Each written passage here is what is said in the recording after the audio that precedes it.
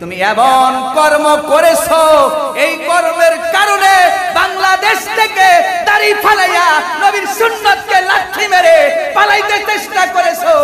জনগণ পালাতে দেয় নাই, বরং এখন তোমাকে রিমান্ডে নেওয়া হয়েছে। কথা বলে ঠিক কিনা? 300 এমপির ভিতরে একটা এমপি বাংলাদেশে থাকতে পারছে না, এমন কি কর্ম বাংলাদেশে তুমি করেছো? কথা বলে ঠিক কিনা?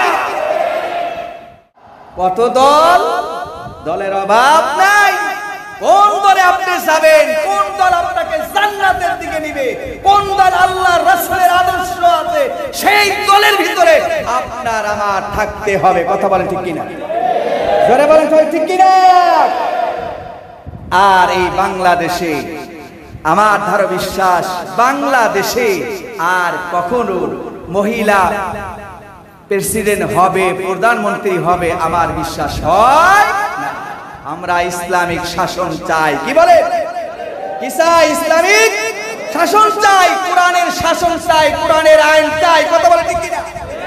কোরআনের আইন যদি পার্লামেন্টে বলা হয়, এই কোরআন শপথ করে বলেছি, এই বাংলাদেশে মদের আর কোনদিন লাইসেন্স দেওয়া হবে না। কথা বলেন ঠিক কিনা?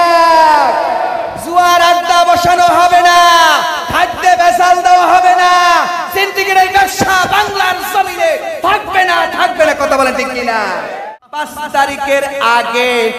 তারিখের আগে বাংলাদেশে একজন আইনমন্ত্রী ছিলেন বাবা, তার সাথে আর একজন লোক ছিলেন বাবা সালমান।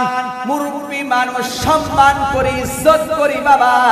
এত দুঃখ লাগছে, কষ্ট লাগছে, ক্ষমতা কেমন, অথচ কিছুক্ষণ আগে এত পাওয়ার ছিল, আবার কিছুক্ষণ পরে এমন পাওয়ার শেষ হয়ে গেল।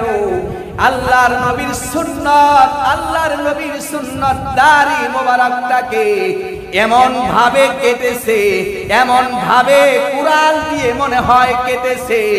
এরপরে পারিগুলি দেখবেন যখন জম পড়ে যায়, জম পড়ার সঙ্গে সঙ্গে দেখবেন এই জমটাকে সুন্দর করার জন্য বাবা এবার যখন তাকে শেভ করলো বাবা, মানুষ কেমন নিমক হারাম, কেমন বেঈমান, কেমন কি হয় জানি না।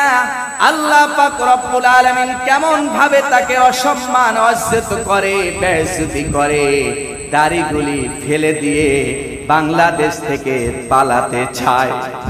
আমি আফসোস করে বলছি, কষ্ট নিয়ে বলছি, বুক ভরা দুঃখ নিয়ে বলছি, তুমি এই দাড়ির কারণে এই বাংলার জমিনে যা ছিলা তার চেয়ে 14 গুণ মাটির নিচে চলে গেছো। কথা বলে ঠিক কিনা? জোরে বলে ঠিক কিনা? দাড়ি রাখা সুন্নাত, দাড়ি রাখা কি আল্লাহর নবীর আদর্শ। আল্লাহর নবীর দাড়ি মোবারক ছিল, আমাদেরও দাড়ি মোবারক থাকবে। কথা বলেন ঠিক কিনা? আল্লাহ বেইজ্জতি করতে পারে কি পারে না? এই জন্য আমি সর্বসময় একটা আয়াত বলতে চাই। আল্লাহ পাক রব্বুল আলামিন বলছে, কুলিল্লাহুম্মা মালিকাল মুলকি তুতিল মুলকা মান তাশা ওয়া তানজিউল মুলকা মিম্মান তাশা ওয়া তুইজ্জু মান তাশা বিয়াদিকাল খায়র ইন্নাকা আলা কুল্লি শাইইন কাদির। আল্লাহ পাক রব্বুল আলামিন এই আয়াতের ভিতরে বলছে, ক্ষমতা দিলাম আমি, বেইজ্জতি করিও আমি। ও সালমান সাহেব, তোমাকে আমি সাহেব বলেই বলি, যেহেতু তুমি এই দেশের একটা ব্যক্তিত্ব। কেমন ব্যক্তিত্ব ছিলা, মানুষ সব দেখে ফেলেছে। তুমি এমন কর্ম করেছো, এই কর্মের কারণে বাংলাদেশ থেকে দাড়ি ফালাইয়া নবীর সুন্নতকে লাঠি মেরে পালাইতে চেষ্টা করেছো। জনগণ পালাতে দেয় নাই, বরং এখন তোমাকে রিমান্ডে নেওয়া হয়েছে। কথা বলে ঠিক কিনা?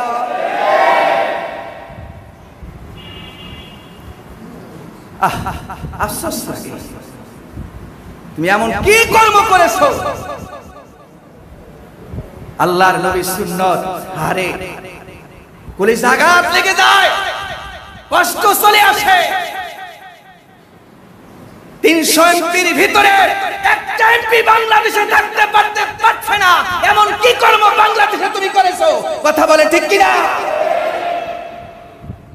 আমাদের দেশে দেখতেছি লুটপাট শুরু হয়ে যাচ্ছে, কথা বলেন ঠিক কিনা? লুটপাট হওয়া শুরু করা যাচ্ছে, লুটপাট হতেছে। আল্লাহ হেদায়েতে বোঝার চেষ্টা যে এই ক্ষমতার মালিক আমরাও না, কি বলেন ঠিক কিনা? এবার বলুন তো, যদি জ্ঞান থাকে ক্ষমতার মালিককে, ক্ষমতা পাওয়ার পরে কাজ হবে তিনটা, কাজ হবে তিনটা। আমার রাষ্ট্রের ভিতরে 1 নম্বর কাজ হবে নামাজ প্রতিষ্ঠাতা করা, নামাজ প্রতিষ্ঠাতা করা, ন্যায় ইনসাফ ভিত্তিক সমাজ প্রতিষ্ঠাতা করা, বিচার ফয়সালা করা, ব্যবসা বাণিজ্যে ভেজাল দেওয়া চলবে না। এইটা হলো আল্লাহ পাক রব্বুল আলামিন আমাদের আপনাকে শিখাইয়া দিলেন।